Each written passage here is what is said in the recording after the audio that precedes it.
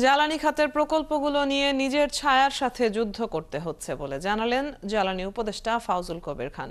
পতিত আওয়ামী লীগ সরকারের বিদ্যুৎ ও জ্বালানি দ্রুত সরবরাহ আইন বাতিলের পর নতুন প্রকল্পের ক্ষেত্রে আমলাতান্ত্রিক জটিলতা প্রসঙ্গে তিনি এই মন্তব্য করেন।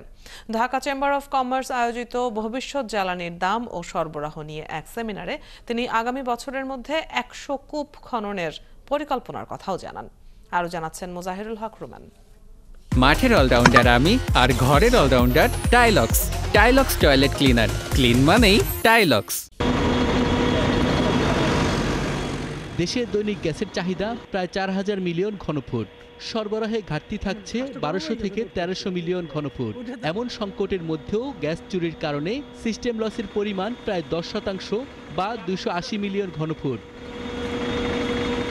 ঢাকা চেম্বার অ্যান্ড কমার্স আয়োজিত এই সেমিনারে জ্বালানি বিশেষজ্ঞ অধ্যাপক তামিম জানান, চুরি ঠেকাতে শুধু লাইন কেটে সমস্যার সমাধান হবে না, প্রয়োজন বাজার দরে সবার জন্য গ্যাস উন্মুক্ত করা। লাইন কেটে এই চুরি বন্ধ করতে পারবেন না। ইম্পোর্ট প্রাইসে মিটার যদি দেয়, লোকজন নিজের খুশি মতো যতটুকু দরকার ততটুকু ব্যবহার করবে এবং প্রত্যেককে আপনি গ্যাস কানেকশন পাবেন। অনুষ্ঠানে জ্বালানি বিশেষজ্ঞ অধ্যাপক বদরুল ইমাম জানান, বিগত আওয়ামী লীগ সরকার গ্যাসের চাহিদা মেটাতে কেবল আমদানিকে গুরুত্ব দিয়েছে। এতে দাম বাড়লেও চাহিদা পূরণ সম্ভব হয়নি। অনুসন্ধান বাড়ালেই সংকটের সমাধান বলেও জানান তিনি। We never recognize the potentiality we have indigenously. আমরা সব সময় we tend to look outside. আমরা ইম্পোর্টের দিকে বেশি আমাদের চোখ। সবাই আমরা নিজেকে আন্ডারমাইন করি। বাংলাদেশের মতো দেশে এই ধরনের ভূপ্রকৃতিক একটা সিস্টেমের মধ্যে গ্যাস নাই, ইট ইজ ইম্পসিবল। জ্বালানি উপদেষ্টা ফাউজুল কবির খান জানান, স্বচ্ছতা ও জবাবদিহিতা নিশ্চিতে বিগত সরকারের বিশেষ আইন বাতিল করা হয়েছে। প্রতিযোগিতার মাধ্যমে ১০০ কূপ খননের উদ্যোগ নেওয়া হয়েছে।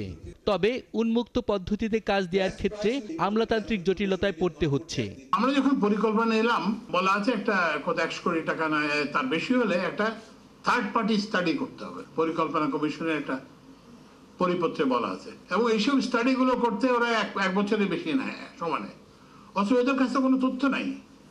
যা তথ্য আছে 2D 3D সাসপিক সার্ভে ডেটা, এটা তো পেট্রোবাংলার কাছেই আছে। আমি যদিও নিজে ব্যুরোক্রেসির অংশ ছিলাম, এখন নিজের ছায়ার সঙ্গে নিজেকে যুদ্ধ করতে হচ্ছে। গ্যাসের ঘাটতি মেটাতে ভোলার গ্যাস এলএনজি ও এলপিজিতে রূপান্তর করে আনার ক্ষেত্রে উন্মুক্ত পদ্ধতি চালুর কথাও জানান তিনি। মুজাহিরুল হক রুমেন, ৭১, ঢাকা।